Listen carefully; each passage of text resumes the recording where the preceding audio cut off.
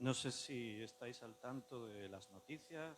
El cristiano tiene que estar informado, tiene que mirar las noticias, saber cómo van las cosas del mundo. Lo que pasa es que tenéis que estar bien espiritualmente, porque si no os vais a deprimir. Pero tenemos que conocer, no podemos mirar hacia otra parte. Tratar de ignorar la realidad no es algo propio de la madurez. Jesús decía, necesitáis saber estas cosas, y explicaba todo lo malo que iba a pasar. Pero él añadía, no os turbéis, no os turbéis, no os preocupéis. Es necesario que esto acontezca. O sea, no es una opción, tiene que ocurrir las cosas que están ocurriendo.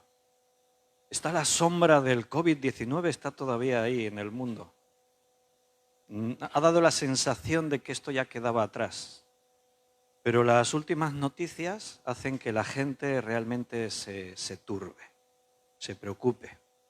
Brotes por todas partes, en España y en otros países. En algunos no son brotes, la epidemia no ha menguado, ha aumentado. Estados Unidos está patas para arriba. En México, Brasil, un montón de lugares del mundo. Pero en España, que parece que lo estábamos dejando atrás, pues tenemos una zona de Cataluña confinada, no pueden entrar ni salir, estamos otra vez en marzo, ahí en una zona de Cataluña. En Galicia la cosa se está complicando bastante y bueno, y así podría repasar un poquito. En Barcelona las cosas tampoco están muy finas.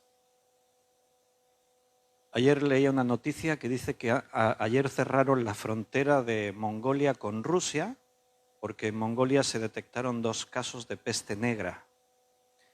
Esta mañana leía que en China los científicos han alertado que un nuevo virus de una gripe porcina es potencialmente peligroso para que se pueda contagiar entre personas. Y así podríamos seguir un ratito, pero lo voy a dejar ahí porque tú ya puedes consultar las noticias en tu casa. Pero recuerda las palabras de Jesús que son para ti. Tú estás por encima de los miedos de este mundo porque sabes que todo esto no es accidente, que está fuera de control o que no podemos hacer nada. Nosotros tenemos una misión y nos tenemos que centrar en aquello a lo que Dios nos ha llamado.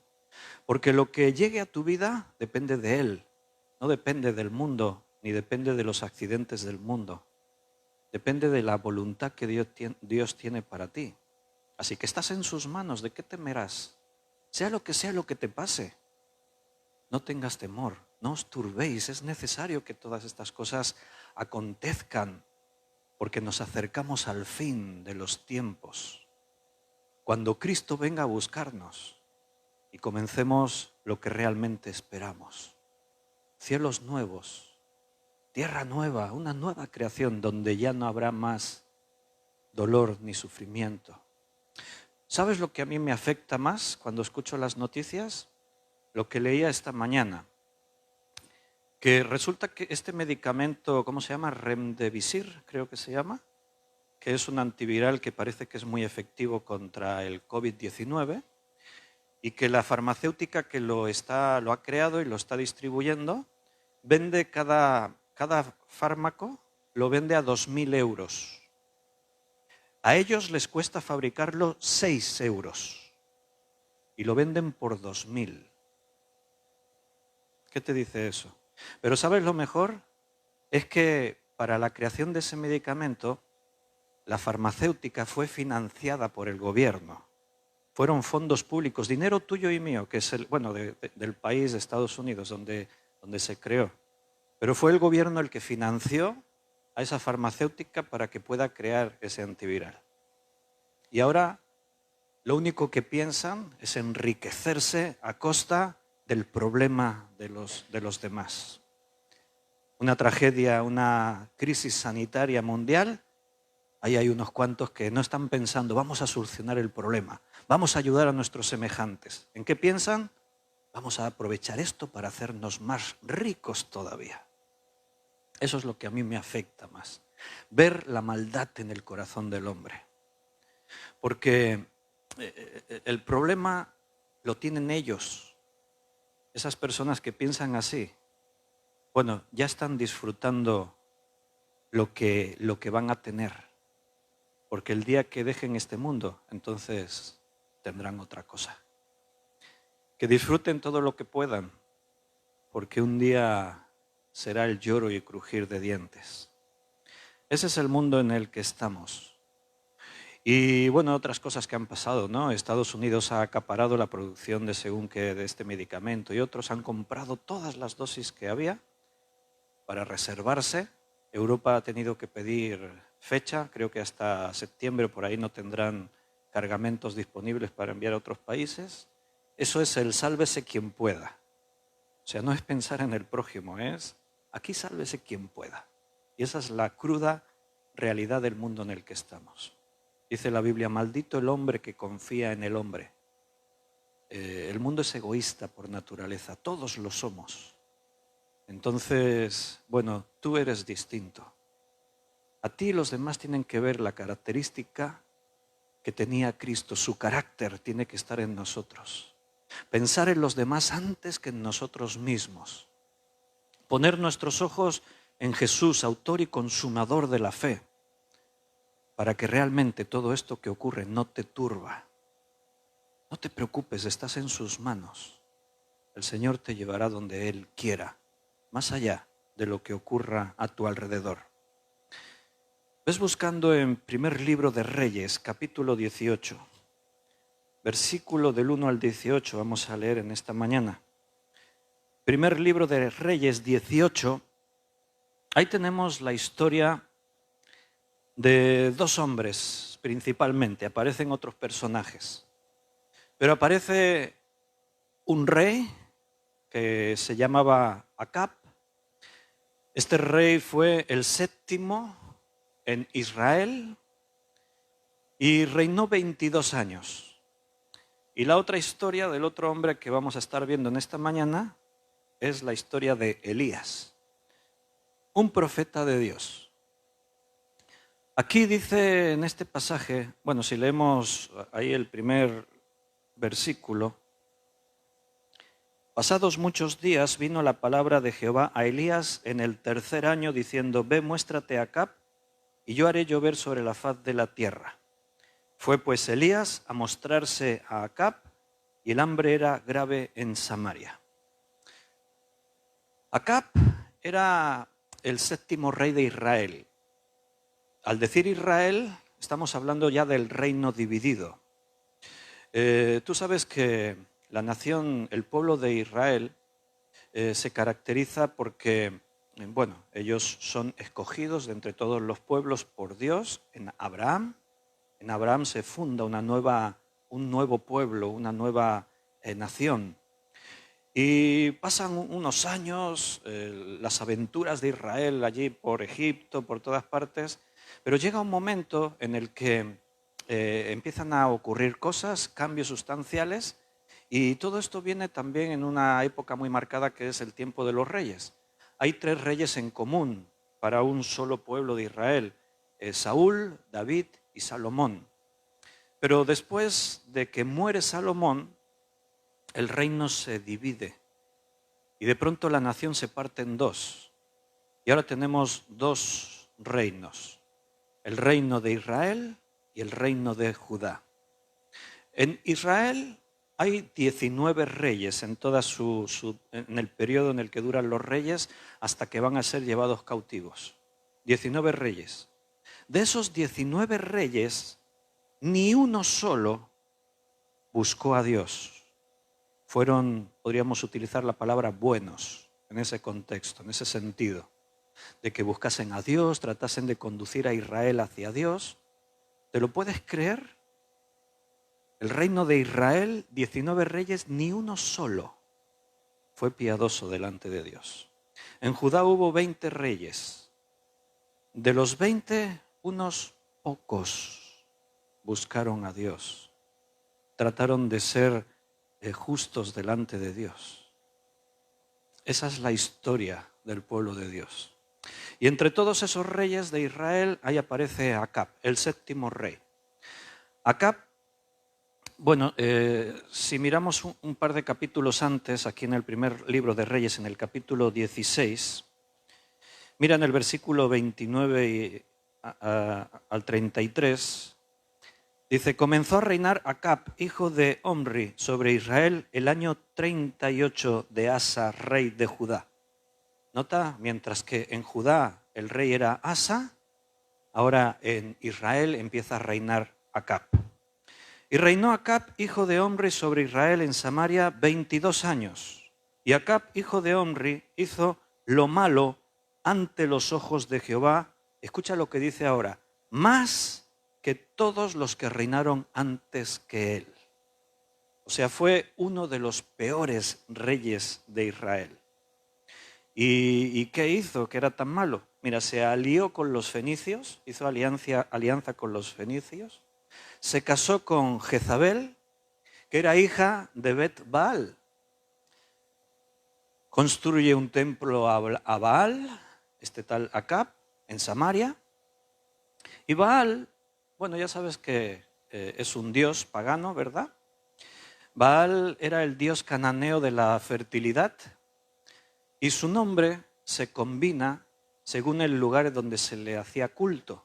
Estaba Baal Gad, Baal Azor, Baal Peor, Baal Zebub. Baal Zebub significa el señor de las moscas y es la expresión que Jesús utiliza en Mateo, bueno, la expresión que utilizan para acusar a Jesús en Mateo 10, 25, cuando decían, tú por Belcebú echas fuera los demonios, Belcebú, príncipe de los demonios.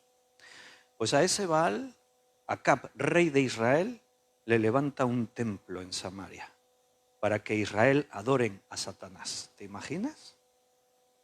¿Te lo puedes creer? Hace alianza con el rey de Siria. Mira, terminamos de leer aquí en 16, 31 al 33. Porque le fue ligera cosa andar en los pecados de Jeroboam, hijo de Nabat. Y tomó por mujer a Jezabel, hija de Bet-Baal, rey de los Sidonios. Y fue y sirvió a Baal y lo adoró. E hizo altar a Baal en el templo de Baal que edificó en Samaria. También hizo Acab una imagen de Asera, haciendo así Acab más que todos los reyes de Israel que reinaron antes que él, para provocar la ira de Jehová, Dios de Israel. Ese era Acab, una larga lista. Si hablamos de su mujer Jezabel, competían en maldad el uno con el otro. Pero vamos a hablar ahora un poquito de Elías. Es uno de los mayores profetas de Israel. Y es muy curioso el personaje de Elías porque no se sabe casi nada de él. Sabemos muy poco.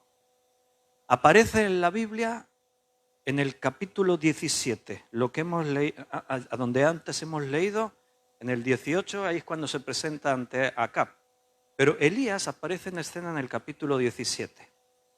Algunos sabéis, los que estáis aquí, los que estáis en directo por Facebook, ¿alguno sabe de qué tribu descendía Elías? Profeta de Dios, uno de los más importantes. ¿De qué tribu descendía? Pregunta de concurso bíblico. ¿Quién lo sabe? ¿Hay alguien aquí en la sala que lo sabe? Por ahí han dicho Rubén. Leví han dicho por ahí. Solo nos quedan 10, venga. Vamos descartando. Bueno, pues no pertenecía a ninguna tribu de Israel. No era hebreo. Era tisbita. Era de Tisbe. Mira, léelo ahí en el 17:1. Entonces Elías tisbita, que era de los moradores de Galaad, o sea, Elías era un gentil. Era de los de Galaad, o sea, ismaelita, descendiente de Ismael. ¿A qué os he pillado? No era hebreo, uno de los mayores profetas de Israel y resulta que era gentil. Era un profeta contratado para que trajese la palabra de Dios a los hombres.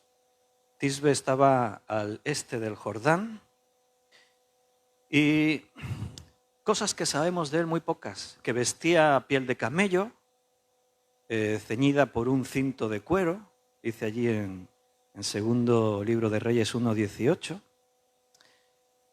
Bueno, lo primero que vemos es que Dios le dice a Elías, ora, porque la maldad de Acab es muy grande. Ora para que no llueva sobre la tierra de mi pueblo. Y Elías ora, Señor, que no llueva. Prueba a tu pueblo para que a través de la dificultad sus corazones sean probados. Muy interesante que Dios siempre permite la tribulación entre los suyos para probarnos a ver dónde estamos. Estarán los que se turban y ya pierden el rumbo y dan un paso atrás. Pero están los que en la prueba se hacen más fuertes, porque se agarran a Dios con todas sus fuerzas. Eso es lo que Dios busca. En Corintios dice que la tribulación viene para eso, para ver quién es y quién no es en la iglesia. A veces hay que hacer una criba. Tenemos que saber con lo que contamos. Eso está en la Biblia en todas partes. Gedeón, ¿cuántos tienes? Un montón. Podemos ir y hacer frentes. No, son muchos, muchos. ¿Cómo que muchos? Si nos superan por 10-1. No, pero sois muchos. Mira, diles a los hombres que todos aquellos que tengan temor en su corazón que se vuelvan al campamento. Y se lo dice y se van miles, quedaron pocos. Y Dios dice, todavía son muchos. Cuando lleguéis a las aguas, antes de ir a la batalla, cuando lleguéis a las aguas, todos los que hinquen su rodilla en el suelo y se pongan allí cómodos para beber el agua, a estos deséchalos. Solo toma contigo aquellos que lleven la urgencia de decir, Dios nos lleva a la batalla. ¿Cuántos quedaron? ¿Sabéis esta? Pregunta de los 300. Le quedaron 300 hombres para enfrentarse a un ejército que dice que ni se podía contar el número. ¿Pero qué crees? ¿Que Dios necesita ejércitos de millones, de miles? A Él le basta contigo y a ti te basta con su gracia. No necesitamos nada más que la gracia de Dios en nuestra vida. Caerán 10.000 a tu lado, pero a ti no te tocarán. Si Dios está contigo, ¿quién contra ti? ¿Temerás de algo? ¿De Satanás? ¿Acaso Satanás puede levantar su mano contra Dios? Este mundo está controlado por el príncipe de la potestad del aire, pero eso puede asustar a alguien. Pero en realidad, quien controla todo y pone los límites y permite y deja de permitir es Dios. El reloj que va marcando los acontecimientos no lo ha dictaminado Satanás. El reloj, el calendario, la agenda, Dios la ha establecido. Satanás hace lo que puede, aquello que Dios le permite, porque este mundo todavía tiene que ser probado. Y Dios retarda su promesa de venir, pero vendrá. Y la retarda porque está dándote una nueva oportunidad. Hoy es un nuevo día para que todos aquellos que todavía dudaban se arrepientan, crean en Jesús como su Salvador y pasen de muerte a vida.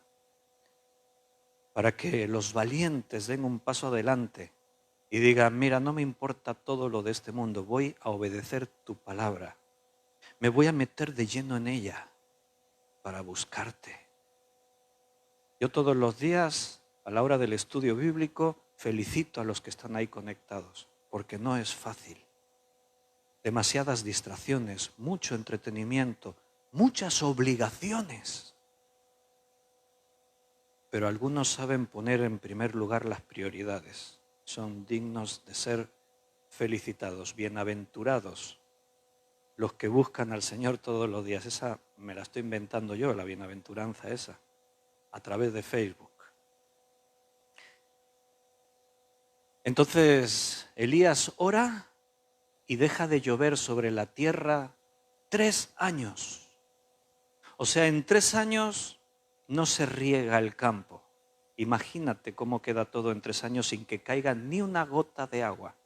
Las cosechas se pierden, los árboles no dan fruto, en fin, todo se queda. Fíjate ahí a nuestro alrededor. Nosotros vivimos en una zona en la que estamos en invierno, primavera, y cuando en primavera, como este año, llovió mucho, todo se pone verde, el campo está verde por todas partes. Pero a la que pasan ya 2, 3 semanas sin llover y el sol del verano empieza a calentar, todo queda completamente amarillo, seco. Está todo ahí bien. Me acuerdo una vez, la primera vez hace años, que nos fuimos hacia la parte del centro de España, por allí, por Ávila, y fuimos de turismo, fuimos en abril, con una autocaravana, nosotros 4, la familia, y fuimos por allí y nos encantó porque eran los prados verdes, los árboles, bosques de encinas, todo precioso. Toda la sierra de Gredos, todo aquello muy bonito. Y no sé si al año siguiente o a los 2 años convencimos a otros, al resto de la familia y otros, vamos a ir, aquello es muy bonito, todo verde, todo. Pero fuimos, creo que fue en el mes de julio. Y cuando llegamos estaba todo seco, amarillo, no había nada verde por ninguna parte. Y nos decían, pues ¿no decíais que esto estaba tan bonito, todo verde? Cuando vinimos, sí, era abril, claro. 3 años sin caer ni una gota de agua. El pueblo pasaba hambre. Se morían de hambre. Y vino la palabra de Jehová, 17:2, diciendo, apártate de aquí y vuélvete al oriente y escóndete en el arroyo de Querit que está frente al Jordán. Beberás del arroyo y yo he mandado a los cuervos que te den allí de comer. Así sobrevivió el profeta Elías, el profeta de Dios.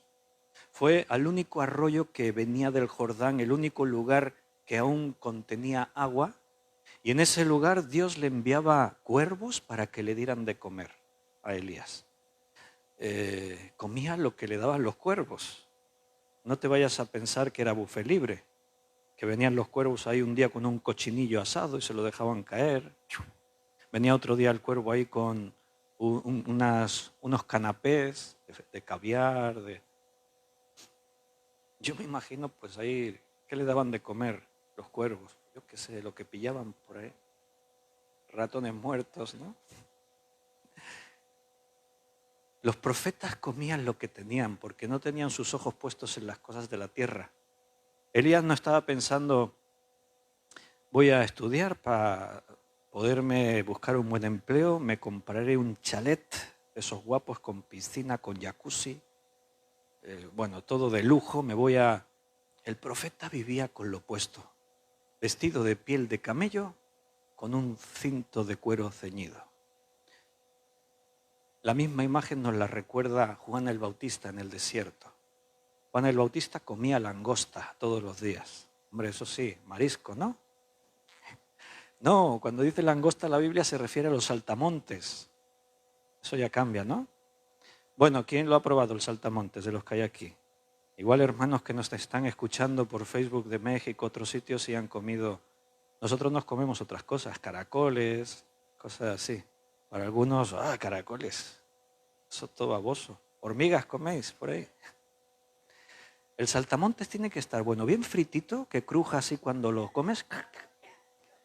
Las patitas. Pues de eso comía Juan el Bautista en el desierto. Y su vida siempre en peligro.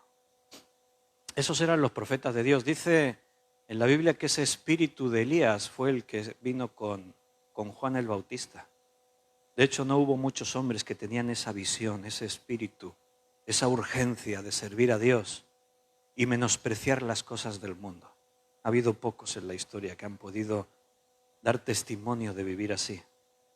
Qué bueno si de los que me estáis escuchando saliesen unos cuantos que tuviesen ese espíritu de Elías y de Juan el Bautista. Porque estos tiempos son como los de Acab, como los de Herodes. Estos tiempos son quizás más malos y necesitamos profetas, o sea, predicadores, siervos, pastores, ancianos, personas que estén dispuestas a renunciar a su comodidad, a los tesoros del mundo para hacer tesoros en los cielos. Había mucha hambre en la tierra, todo se secó. Y después de un tiempo, porque son 3 años, después de un tiempo de estar ahí Elías comiendo lo que los cuervos le traían, al final el arroyo de Kerib también se seca y ya no hay más comida, así que Elías tiene que marcharse para buscar a ver dónde encuentro comida. No sé si él tuvo la tentación de decir, ¿sabes qué? Voy a orar ya para que llueva, porque él mismo estaba sufriendo las consecuencias. Pero él no se guiaba por sus instintos, esperaba a Dios. No, lo que Dios me diga. Pero estoy aquí, llevo ya 2 años comiendo lo que me traen los cuervos, en un lugar desierto. ¿Sabes que probablemente Acab comía mucho mejor que Elías? ¿Te lo has pensado eso alguna vez? Porque los súbditos de Acab seguro que pasaban hambre. Pero si había algo que comer, estaba en la mesa de Acab. Pero el profeta de Dios estaba en un arroyo, en un lugar desierto, comiendo lo que los cuervos le traían. Vaya camareros. Imagínate. ¿Qué crees que pensaba Elías? Bueno, pues Elías buscaba a Dios todos los días. Le decía, Señor, estoy en tu propósito, así que todo lo demás no me importa. No era un hombre de carácter fuerte. En la historia vemos sus momentos de flaqueza, de miedo. Pero eso es lo que me gusta de la Biblia, que nos habla de esos hombres como lo que eran. Y nos lleva a comprender que si ellos lo pudieron hacer, nosotros también podemos. No tienes ninguna excusa. Es que yo soy débil. ¿Y qué crees que era Elías? Es que yo tengo unos problemas que imagínate tú. ¿Y qué piensas de Moisés? ¿Qué tenía Moisés? Eran hombres como tú y como yo, mujeres como tú y como yo. Eran personas que sufrían en sus carnes lo mismo que sufrimos nosotros. Pero la diferencia con cualquier otro que se hunde, se derrumba y tira la toalla es que ellos tenían sus ojos puestos en el Señor y en sus momentos más débiles se agarraban a Dios, le buscaban y dejaban que Dios obrase sus propósitos en sus vidas. Así que cuando el arroyo se seca y los cuervos ya no le traen comida, pues tiene que ir a buscarse la vida por ahí y se va hasta Sarepta de Sidón. Sarepta estaba en la costa mediterránea, estaba al norte de Tiro. Esa ciudad de Sarepta, esa zona, era territorio de Jezabel. De ahí provenía Jezabel. Y llega y aparece en la casa de una viuda. Y dices, bueno, ¿ves? Dios lo llevó a una casa donde ahí sí que tenían la nevera llena y la despensa con abundancia. Yo creo que casi todos se saben la historia. Primer libro de Reyes 17, del 8 en adelante, de la viuda de Sarepta. Y llega ahí Elías. Bueno, vamos a leer un poquito, así vemos en la Biblia. Versículo 8. Vino luego a él palabra de Jehová diciendo, levántate, vete a Sarepta de Sidón y mora allí. He aquí yo he dado orden allí a una mujer viuda que te sustente. Yo me pongo en la piel de esa mujer viuda, que ahora, como leeremos, tenía un poquito de harina y un poquito de aceite. Y recibe la orden. No es una opción, Dios no da opciones, Dios te ordena. Tú escoges lo que quieres hacer. Tú decides lo que vas a hacer con tu vida. Pero la orden está. Obedecer es bendición. Desobedecer una orden, ¿qué es? Explícamelo tú. Sedición, rebelión. Cuando desobedeces una orden, estás en rebelión contra la autoridad, que es Dios y la autoridad delegada que Él ha establecido. Ahora en la iglesia son los pastores, los que presiden, los ancianos, los líderes. Lo estamos estudiando los días de cada día. Entonces él se levantó y se fue a Sarepta, y cuando llegó a la puerta de la ciudad, he aquí una mujer viuda que estaba allí recogiendo leña, y él la llamó y le dijo, te ruego que me traigas un poco de agua en un vaso para que beba. Los profetas pasaban sed. Y yendo ella para traérsela, él la volvió a llamar y le dijo, te ruego que me traigas también un bocado de pan en tu mano. Se lo pensó Elías. Tráeme un poco de agua, estaba ya en las últimas, Elías. Y ya cuando la mujer se está marchando, entonces él piensa y dice, espera un momento, un poquito de pan también me iría bien. Estaba sediento y hambriento. Y ya dejó que se fuera, no la volvió a llamar. Hombre, ya estoy pensando que un bocadillo de jamón serrano. No le pide eso. Y bueno, pues dice, y ella, versículo 12,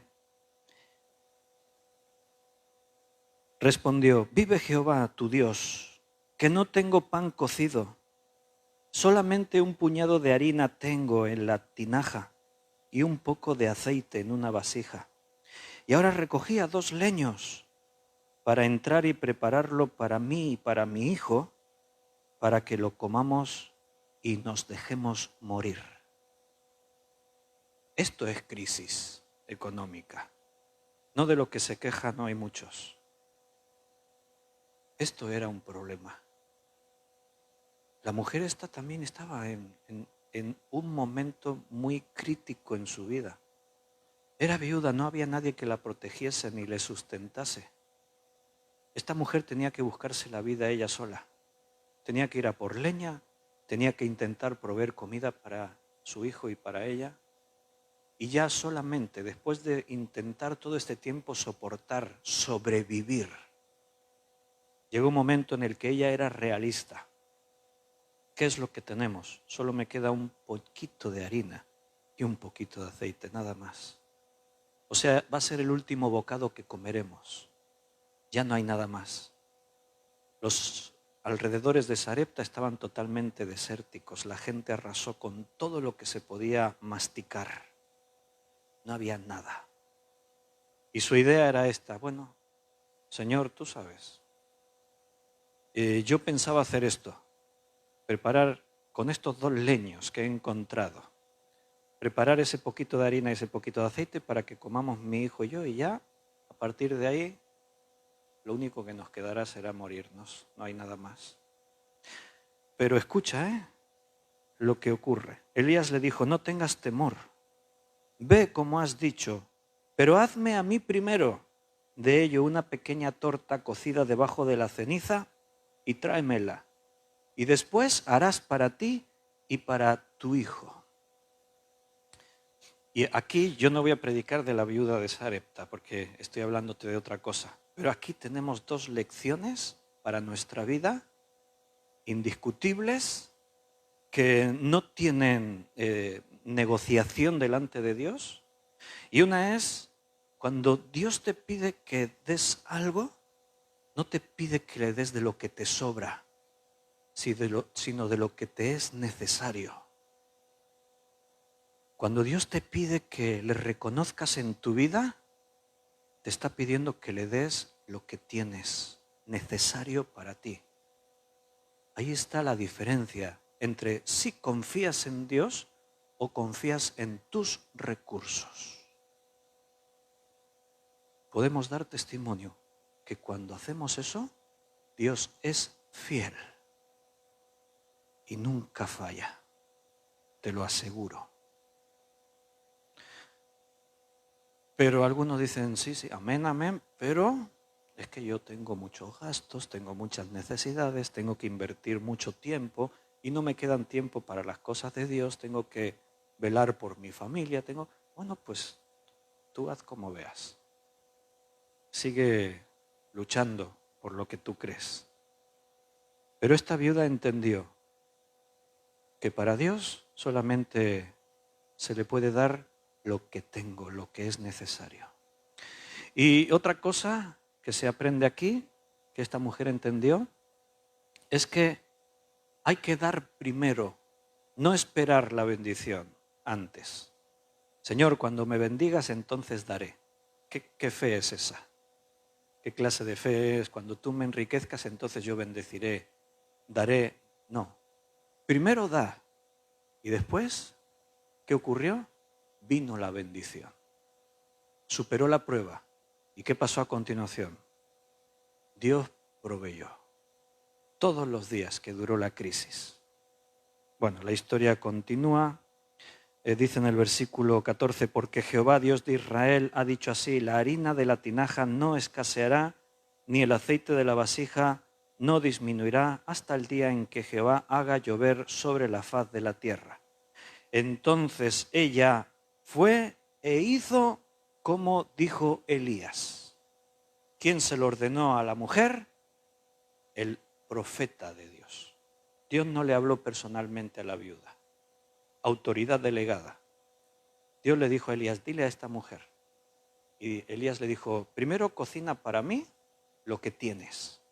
Porque Dios ha dicho que el aceite y la harina no van a escasear. Vamos a poder comer hasta que vuelva a llover sobre la tierra. Y Dios siempre cumple lo que dice. Jesús dijo, no te afanes por el día de mañana, qué comerás o qué vestirás. Cada día trae su propio afán. Observa, mira, contempla las aves de los cielos que no se afanan, ni se esfuerzan, ni se preocupan, y Dios las alimenta. No cae ni un solo pajarillo sin que Dios lo sepa. Mira las flores del campo, ni Salomón se vistió como ellas. Dios las viste todos los días, aunque su existencia es efímera. Hoy están, mañana se secan, pero mira cómo Dios se molesta en vestirlas tan hermosamente. ¿Acaso no valéis vosotros mucho más que los pajarillos y las flores? ¿Podremos confiar en Dios aún en medio de nuestros problemas, nuestras circunstancias, de los dramas que la vida nos trae? Elías para mí fue como un héroe, porque realmente supo estar en las manos de Dios y dificilísimo obedecer a Dios, despegarte del mundo y poder vivir con los ojos puestos solo en lo que Dios te está pidiendo. Oró y no llovió. Pasan 3 años, ora y vuelve a llover. Está ahí con la viuda de Sarepta y ocurre este tremendo milagro de la harina y el aceite.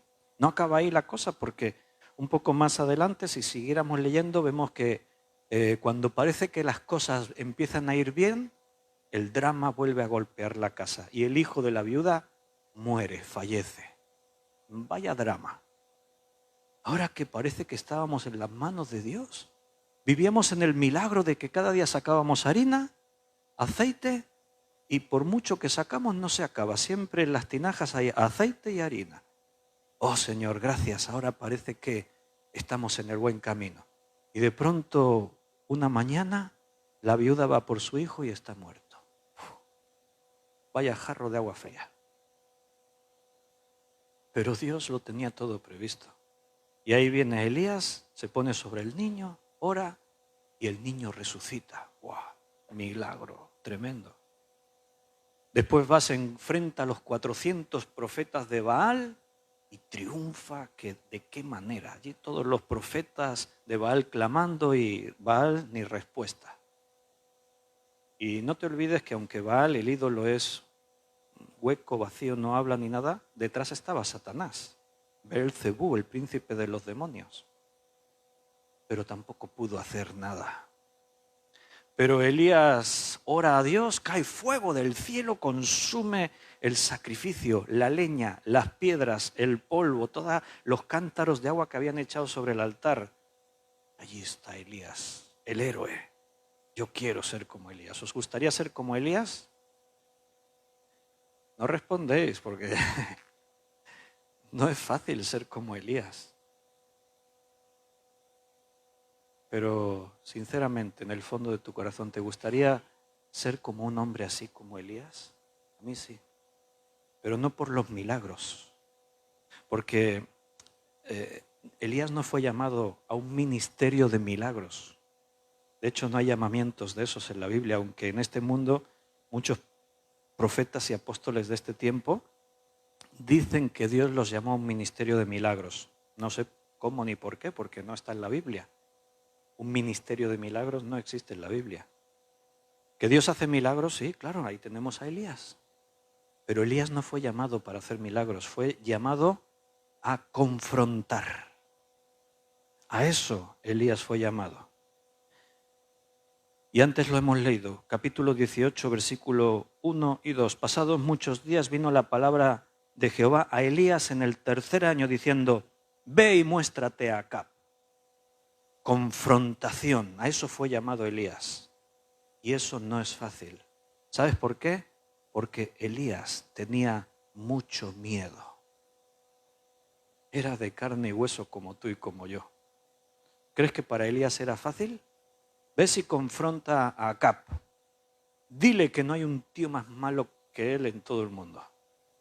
Dile que al rey, y a un rey cruel y malvado, dile que va a sufrir las consecuencias de todo lo que él está haciendo. ¿Ves? Confróntate a él y háblale así. Fue pues Elías a mostrarse a Acab, y el hambre era grave en Samaria. Estaban las cosas bien crudas y difíciles como para aparecer ante Acab y decirle, Acab, Dios ha dicho que... Ahí había que tener valor. Y Elías tenía miedo. Si lees todo este pasaje, te vas a dar cuenta de que a Elías esto le suponía un gran problema. ¿Sabes? Todos los profetas de Dios estaban muertos. Jezabel los había matado. ¿A quién? A los profetas de Dios. ¿Cómo estaban? Muertos. Eran profetas como Elías. O sea, Elías sabía esto. Y ahora Dios le está diciendo, ves y muéstrate a Acab, confróntalo. ¿Y qué crees que pensaba Elías? Bueno, a los demás los han matado, pero a mí no me va a pasar nada. Elías todas las mañanas se ponía delante del espejo, no tenía, pero decía, tranquilo que tú puedes. Superación personal. Tú eres listo, tú puedes, mírate, tu porte, tu presencia, ese traje de piel de camello, con la corbata. Tú puedes, ves allí con autoridad. Ensayaba delante del espejo. Acab, que ven aquí, ven, que te voy a decir. Acab le temblaban, a Elías le temblaban las piernas. Estaba aterrorizado. Mira el versículo 18. Y él respondió, yo no he turbado a Israel, sino tú y la casa de tu padre, dejando los mandamientos de Jehová y siguiendo a los Baales. Cuando Acab le dice a Elías, tú tienes la culpa, encima de toda esa hambre tan grave que estaba pasando en la tierra, encima Acab sabía que la culpa era de Elías. O sea que Acab se la tenía jurada a Elías, porque él era el que oró para que no lloviese. Lo sabía todo el mundo, se habían enterado. Y ahora Dios va y le dice, confronta a Acab. Y llega allí y Acab le dice, por tu culpa estamos pasando todo esto. Y ahí estaba Elías que no sabía dónde meterse, las piernas le temblaban, pero le dice, yo no he turbado a Israel. La culpa es tuya, Acab. Tú y la casa de tu padre sois los culpables. Habéis dejado los mandamientos de Jehová y os habéis vuelto a los Baales.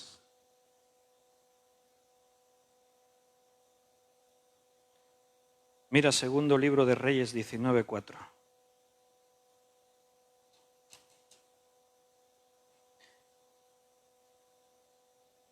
Quizá oirá Jehová tu Dios todas las palabras de Rabsacés, a quien el rey de los asirios, su señor, ha enviado para blasfemar al Dios viviente y para vituperar con palabras las cuales Jehová tu Dios ha oído. Por tanto, eleva oración por el remanente que aún queda.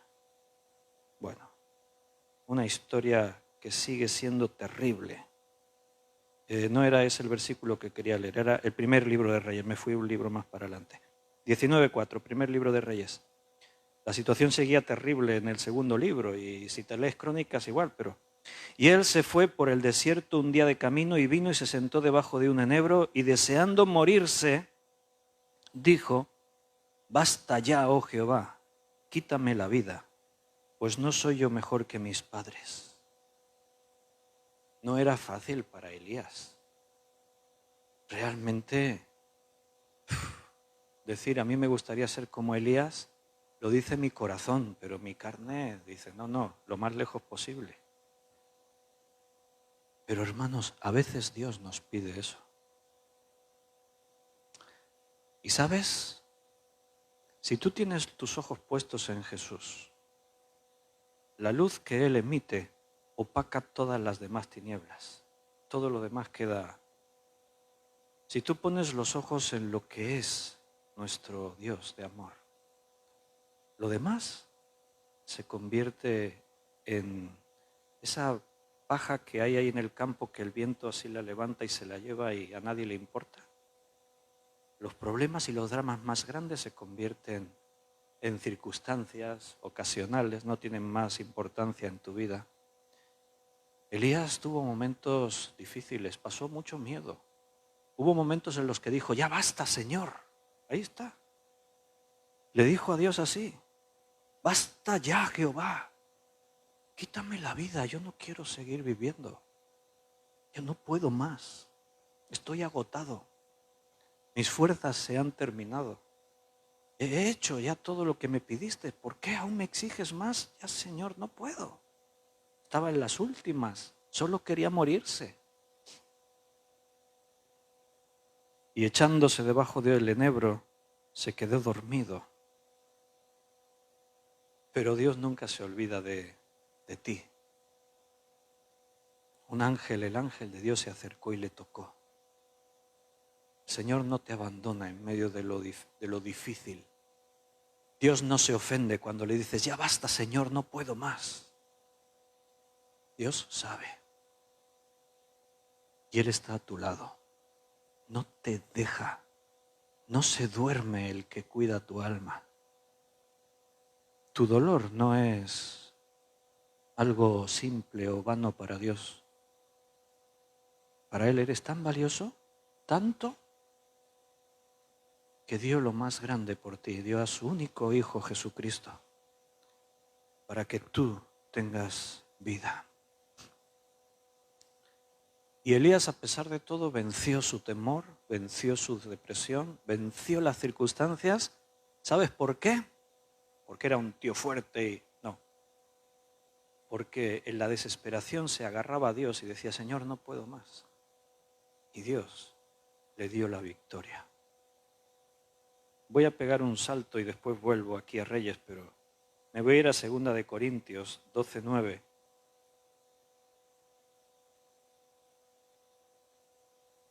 Para ver el testimonio de otro hombre. No es comparable con Elías, ni Elías con él, con Pablo.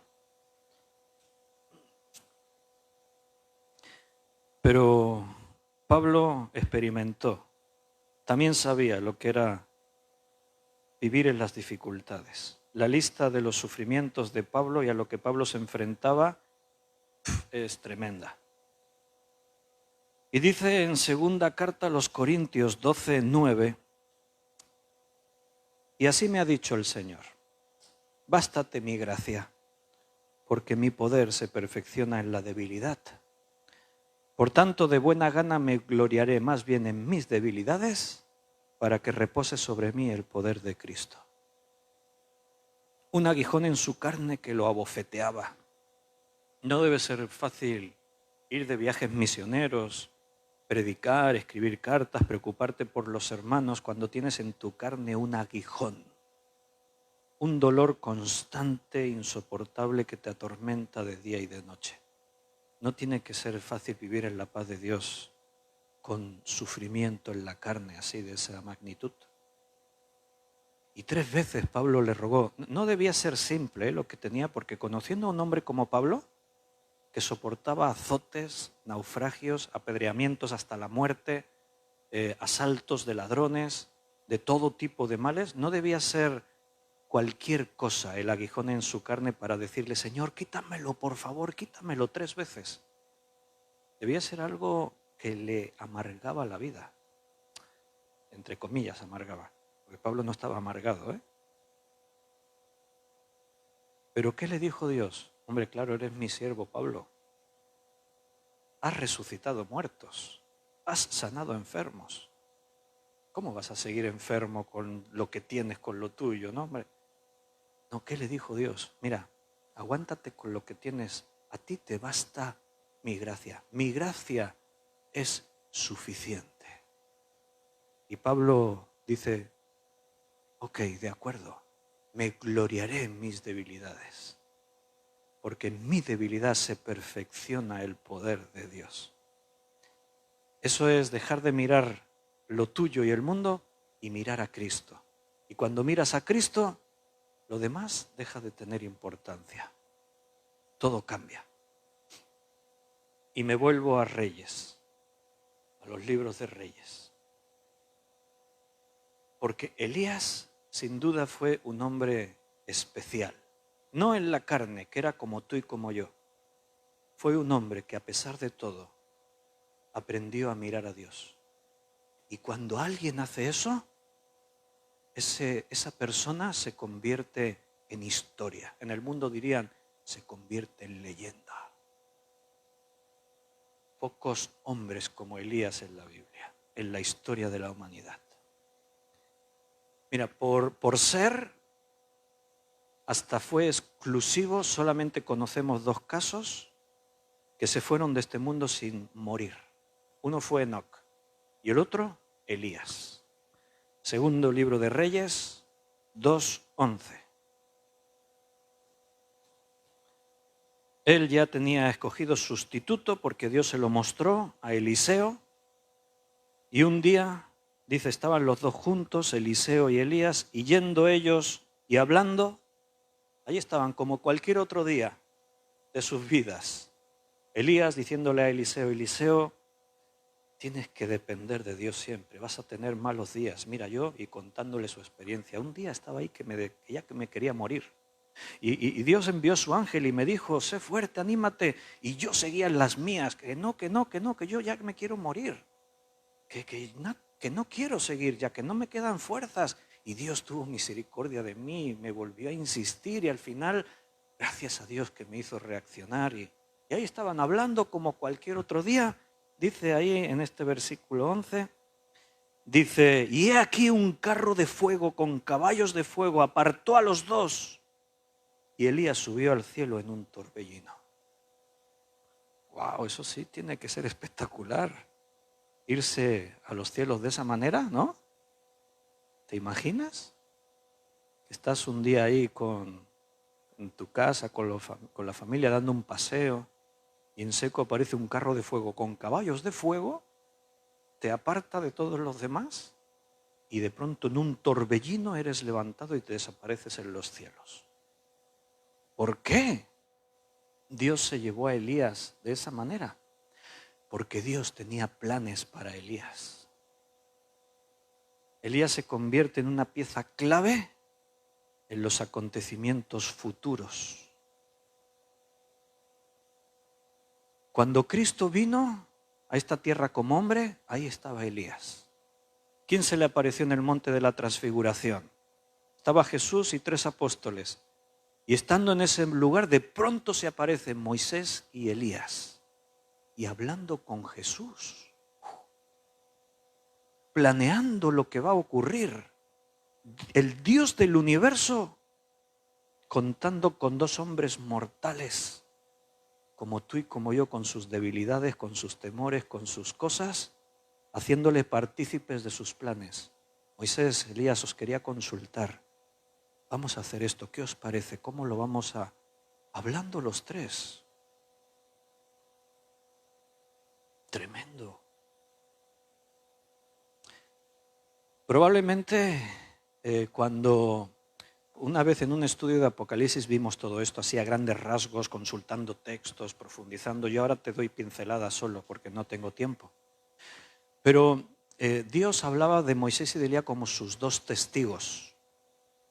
Y es curioso que cuando tú investigas en la vida de Jesús, resulta que aparecen 2 personajes misteriosos que no se identifican ni siquiera como ángeles de los cielos, sino como testigos que aparecen en momentos claves de la vida de Jesús. Por ejemplo, cuando Jesús después de resucitar es ascendido a los cielos, dice que aparecieron ante los discípulos y creyentes que estaban mirando, aparecieron 2 varones y les dijeron, ¿por qué miráis a los cielos? Este Jesús que ha sido tomado, 2 varones, muy posiblemente sean Moisés y Elías. Y así vamos a ver que en diferentes momentos de la vida de Jesús aparecen 2 personajes misteriosos por allí. La Biblia les dice de Moisés y Elías, mis 2 testigos. En los tiempos del fin, cuando el anticristo reine en este mundo y la iglesia haya sido arrebatada. Estarán otra vez los dos testigos de Dios predicando en Jerusalén de día y de noche, con poder y con gloria. Muy posiblemente sean Moisés y Elías, esos dos que estén ahí predicando. Y ¿sabes? A los 3 años y medio de su predicación, por fin morirán. Porque Elías a día de hoy todavía no ha muerto. Fue llevado en viuda. Y ya sé que me diréis, pero Moisés sí murió. Sí, la Biblia dice que murió Moisés, pero es interesante porque nadie sabe su sepultura. Y en Judas se nos dice, en la carta de Judas se nos dice que Miguel, el ángel principal, peleó y disputó contra Satanás por el cuerpo de Moisés. ¿Para qué? Bueno, pues mi única conclusión y lógica es que Dios quería el cuerpo de Moisés porque Moisés no podía quedarse muerto, ya que tendría que morir más adelante.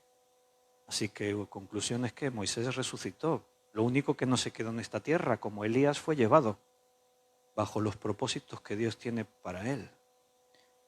Y murieron como mártires, fueron encarnizados. Seguro que para ellos ese es el mayor honor. Seguro que ellos anhelan y esperan ese día, morir como mártires por su Señor.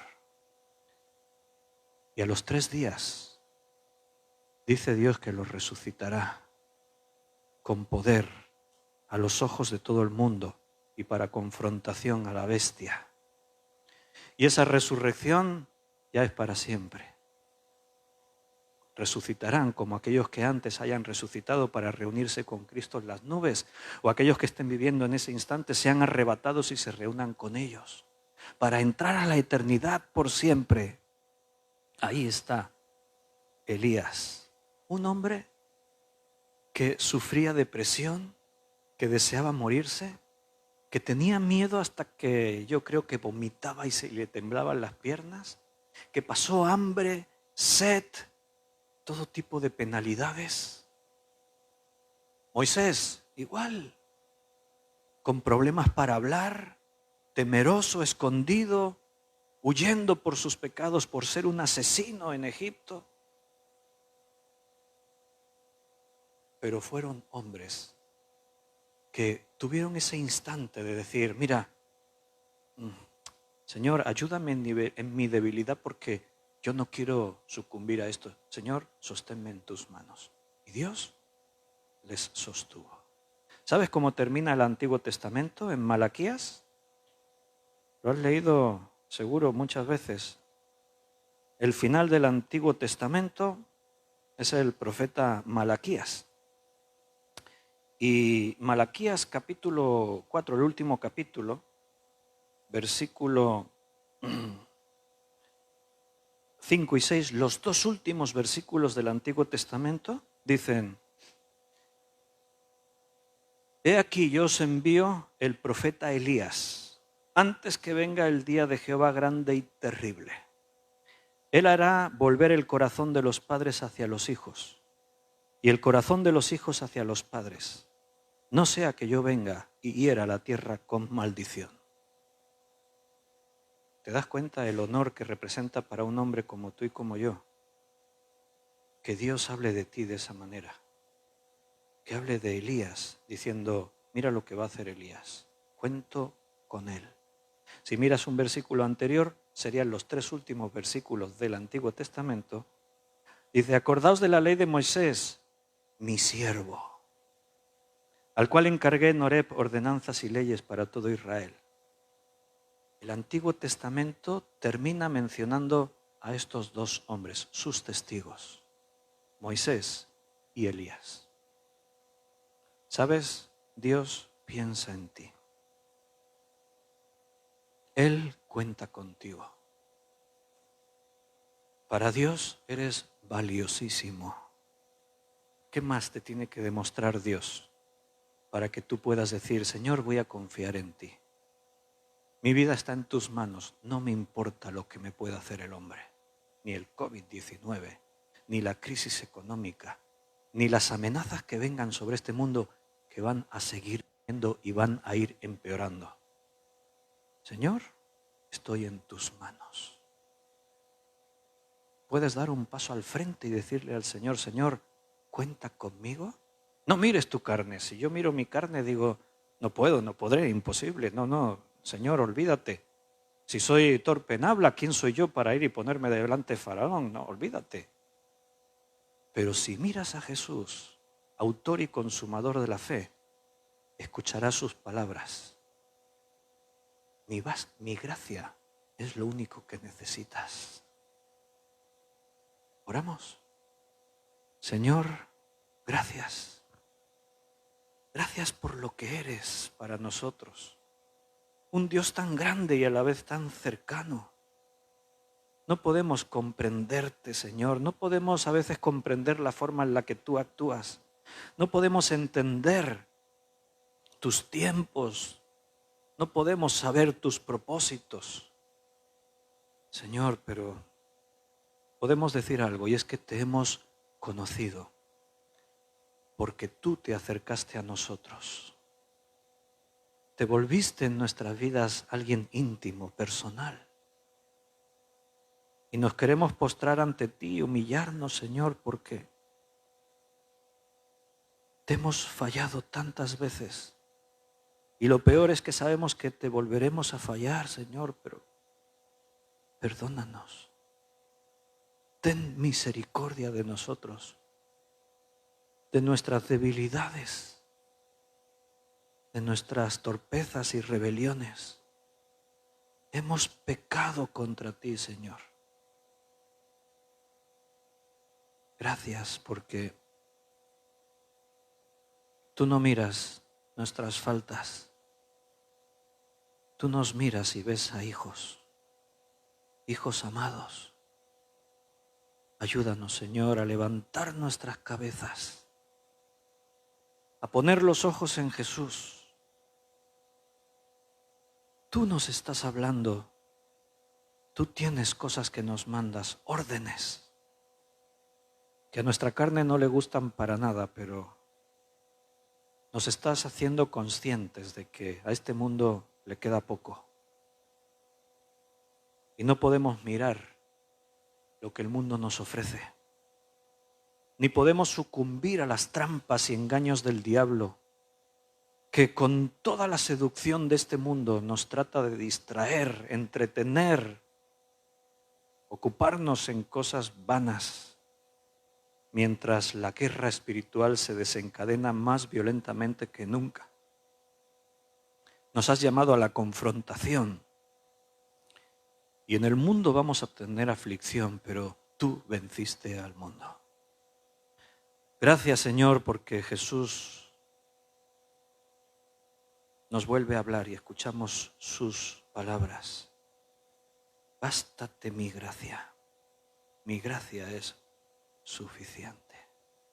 A ti la gloria, el honor y la honra. Solo tú eres Dios en nuestra vida. En el nombre de Jesús. Amén.